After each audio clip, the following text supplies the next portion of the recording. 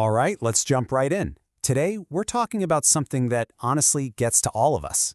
How we figure out what we're worth in a world that's just obsessed with what we achieve. So I'm going to start with a pretty tough question. Just imagine, for a second, that you lost it all tomorrow. The job, the titles, every single accomplishment. Poof, gone. Who would you be then? Seriously, just sit with that for a moment. This is really the core of what we're digging into. And that's because our modern world kind of hands us this default equation for self-worth, and it's a dangerous one. It basically tells us flat out that who you are is the same as what you do. Your identity gets completely wrapped up in your productivity. So that brings us to our first big idea here, what we're calling the worth equals achievement trap. This is that whole mindset that makes our value feel, conditional. Like it's something we have to keep earning over and over from the outside world. This system basically turns your worth into this game, a game of affiliation. Instead of focusing on real, genuine connections with people, we're taught to chase validation, get the right title, join the right club. We end up being valued for what we have, not for who we actually are. And, this whole idea leads to a really powerful metaphor for this constant chase: life on the stage. It's the perfect way to describe what happens when our entire lives become one big performance for everyone else. So, think of it like this. You've got two choices, right? Are you building a platform? Something big and visible, built for an audience that you always have to keep adding to so it looks impressive? Or are you planting a garden? Something with deep roots, meant to actually nourish you, not just put on a show. And when you choose that platform life, you get stuck in this relentless cycle. It's a hamster wheel. You strive for something, you achieve it, and then you just wait. You wait for the applause, for someone on the outside to tell you you've done a good job. But that applause always fades, and you're right back at the beginning again.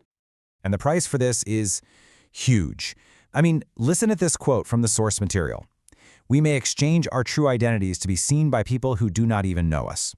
We literally trade away bits of who we really are just for a little attention from a crowd that doesn't actually know the real us at all." And you know what happens then? It becomes this massive competition. The people who are the best at playing this stage game, they become the gatekeepers. They keep raising the bar, moving the goalposts. It just creates this endless, exhausting marathon for status where everybody's just trying to keep up. It's so fragile. Okay, so if that's the problem, what's the solution? Is there another way? Well, yeah, there is. And that brings us to our next idea: growing unseen roots. We're shifting gears here, moving from the problem to a much more stable, much more powerful way to build a life.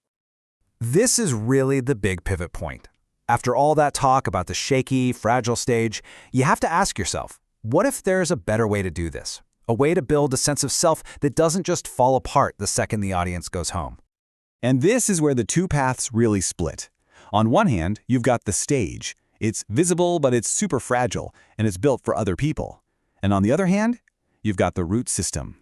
It's unseen, yeah, but its purpose isn't to perform. It's to provide stability and nourishment just for you.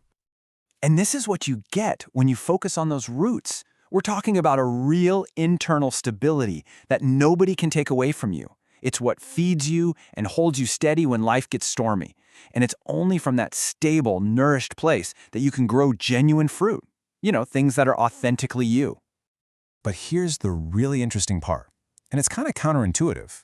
In a world that's trained to look for the biggest, loudest stage, the people who are quietly and authentically growing the roots, they often get overlooked. They might not look successful by our society's crazy standards because their most important work is internal, not for show. So the big question is, how do we actually do this? How do we start growing those roots? Well, that's what our final section is all about: living with intention. This is the practical mindset shift you need to make. And really, it all boils down to this choice we make every single day. Are you living by habit? Just reacting to things, trying to please other people, driven by all that insecurity? Or are you living by intention, acting based on your own standards, which is how you build that internal stability we've been talking about? If you look closely, your habits are like a mirror. They tell you everything. They'll show you your deepest insecurities about your worth. They'll reveal that gap between the person you want to be and the person you are right now. And maybe most importantly, they'll tell you whether you really feel like you have permission to just be yourself. And this completely flips our idea of what being productive even means. It's not about just checking a bunch of stuff off a to-do list anymore. Real, meaningful results, they only happen when your actions are actually aligned with your deepest values, when what you do lines up with who you are. So we're going to end right back where we started, with a question I want you to take with you.